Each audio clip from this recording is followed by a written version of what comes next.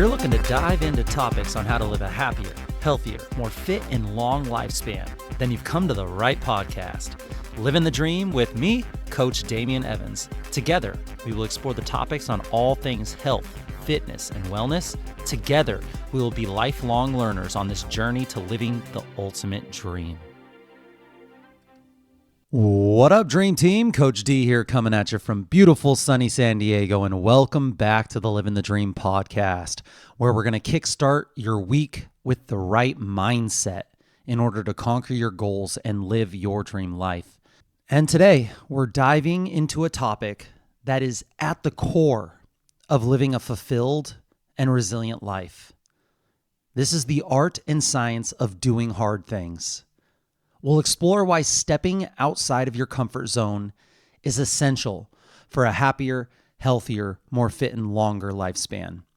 We'll tie in Dr. Andrew Huberman's research on the anterior midcingulate cortex, which he calls the willpower muscle. We'll also unpack Michael Easter's concept of comfort creep from the Comfort Crisis book, and why modern convenience is holding us back. Lastly, I'll give you actionable strategies to start embracing discomfort today. So buckle up and let's dive into why doing hard things isn't just worth it, it's necessary. Why are we wired for comfort? Let's start with some brain science. Andrew Huberman, neuroscientist and educator, describes the anterior midcingulate cortex as the willpower muscle of the brain. This region activates when we make tough decisions or when we push through discomfort. It's like a gym for your mental resilience. The more you use it, the stronger it gets. But here's the catch. In our modern world of climate-controlled rooms, delivery apps, and endless entertainment at your fingertips, we rarely challenge this part of our brain. Michael Easter describes this modern phenomenon as comfort creep. Humans evolved to seek safety and ease as a survival mechanism. Our ancestors needed to conserve energy and avoid unnecessary risk just to stay alive. But today, our environment has evolved. It's evolved faster than our biology. What used to be a survival strategy now holds us back, making us literally physically weaker, mentally softer, and spiritually disconnected. Take a moment to think about your day. How often do you deliberately choose the harder option? If you're like most people, well, probably not that often, right? We're surrounded by options that make life easier. And while convenience isn't inherently bad, it does come at a cost. Michael Easter's book, The Comfort Crisis, it highlights how our pursuit of comfort has stripped us of resilience. Consider our ancestors. Harsh weather, man, they endured extreme cold, and then heat, wind, and rain. Surviving required physical labor of building shelters, hunting, and foraging. Hunger and scarcity. Food was not guaranteed. It required effort, and whether that meant walking miles to hunt something or going on dangerous hunts. And then physical effort. Every aspect of survival involved movement. Walking, carrying, lifting. There were no shortcuts. Now compare that to our lives today. We have temperature-controlled homes, endless food options, and minimal physical demands. This shift has led to what Michael Easter calls comfort creep and gradually softening our mental and physical edges. Here's the kicker. Our ancestors were at their best because of these challenges. They were stronger, tougher, and more connected to their environment. And research shows that we can regain some of these benefits. And we do this by deliberately embracing discomfort. In today's technologically driven society, comfort is more accessible than ever before, and it manifests in ways our ancestors could not have even dreamed. Here's how the abundance of comfort is impacting us negatively. Our climate control, this central heating and air conditioning that we have everywhere in our homes and our cars and our places of work, it keeps our environment at a constant, very, very pleasant temperature. Our ancestors had to endure very harsh weather and adapt their bodies to the elements, which built resilience in those systems of the body that help to regulate temperature. Also, abundant calorie-dense food. We have food now available 24/7. It's often delivered to our doorsteps. Oh man, our ancestors had to hunt, gather, and expend energy just to obtain any kind of food, which naturally regulated their calorie intake. Minimal physical effort. We have cars, we have elevators, the automation of everything. And automation reduces the need for physical activity. Our ancestors were constantly moving. They were building strength and building endurance. We now have constant stimulation. We have smartphones, streaming platforms, and social media. It provides endless entertainment, leaving little room for boredom, which means that we have very little room for creativity. Our ancestors had stretches of unstimulated downtime that fostered innovation and mental clarity. We have on-demand solutions for everything, from fast shipping to instant information. Everything is designed for convenience. Our ancestors faced challenges that required problem solving and patience.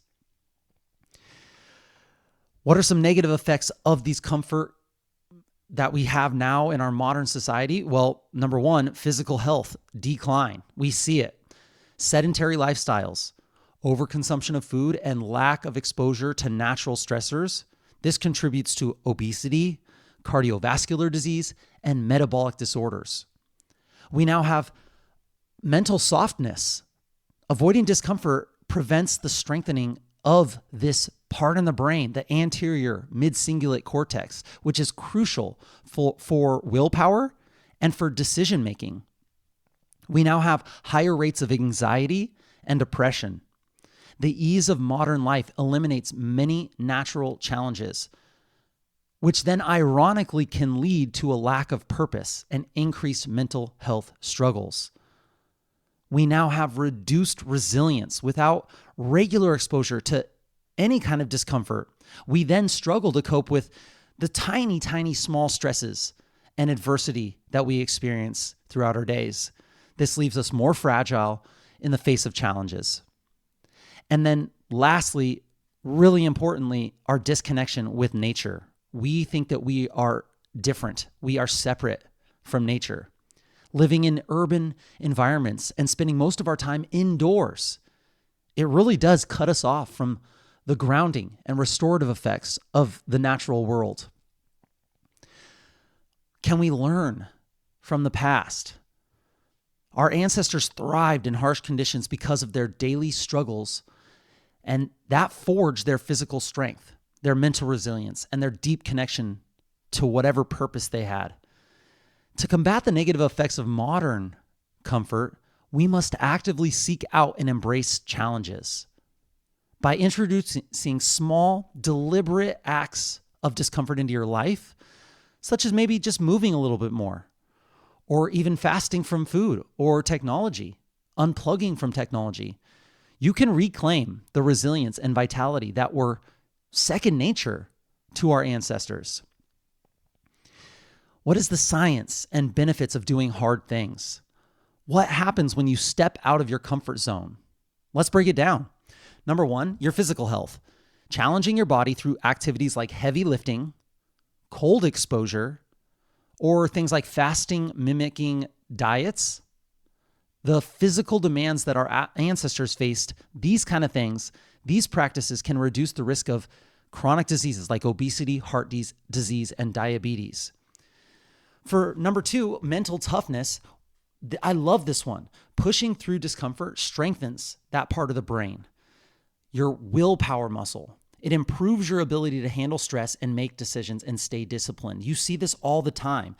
Those high-performing CEOs or business professionals, they make themselves do hard things. So when they experience challenges in their work, they seem simple. They seem easy. They say, I am able to overcome all this really hard stuff that I put myself through. This is not a problem to me. Number 3, happiness and fulfillment. Dr. Thomas and Tall's research shows that humans derive greater satisfaction from completing difficult tasks. It's why climbing a mountain feels more rewarding than taking an elevator. The harder the climb, the better the view. And number 4, purpose and perspective. Facing challenges, they help you appreciate the simple joys of life. You gain a deeper sense of gratitude and fulfillment. When Michael Easter trekked all the way across the Arctic, he was facing sub-zero temperatures, hurricane force winds, and grizzly bears. The experience transformed him. He became fitter, mentally tougher, and more appreciative of modern comforts. In fact, when he got on the plane and he felt water on his hands, warm water, he was like, I took this for granted for so long. I will never take this for granted again. Now, you don't need to go to the Arctic to see these benefits, but the principle remains the same. Hardship breeds growth and gratitude. Michael Easter talks about the 2% mindset. Easter introduces the concept of be a 2%er. This means choosing the slightly harder option for long-term benefits. And you can apply it in tons of ways. The cliche, take the stairs instead of the elevator. Park in the back, walk to the store instead of driving. Opt for a cold shower instead of a warm one. These tiny, tiny little things, these small acts of discomfort, they build resilience over time. They really have a huge impact over time. They're manageable in the short term, but so impactful, helping you strengthen your body, your mind, and your spirit. So how to start doing hard things? Are you ready to embrace discomfort? Here are 5 actionable strategies. Move more, move harder. Incorporate challenges like challenging exercises that you can put into your daily routine. Push beyond your limits, whether it's lifting heavier weights or running the extra mile. For example, if you're used to doing 10 reps, try to go for 12 and then increase the weight when you can. When you're on your walks, I want you to just get a little bit uncomfortable. I want you to just walk at a pace that's like you're late for an appointment. These little tiny things where you can push yourself to get just a little bit uncomfortable, it really matters. Cold exposure. You could try taking a cold shower or turning your shower on cold for the last minute of your shower. You could do like I do. I go out and I do a cold plunge. I'll go into the Pacific Ocean and I'll dive in after walking the beach. Or if it's wintertime, my pool is freezing. So I'll do a little bit of a hot-cold therapy where I'll jump in the hot tub and then I'll jump in the pool. And it's really just this simple way to build mental toughness. But it also has all these health benefits as well, improving circulation and things like that. Another way you could embrace discomfort is fasting. We have a few episodes, masterclass episodes on fasting and different styles of fasting and why it's important for health and sometimes maybe for fat loss. But this is more for the mental resilience. Skip a meal or extend the time between eating. This practice can train your body to handle hunger and improve metabolic health.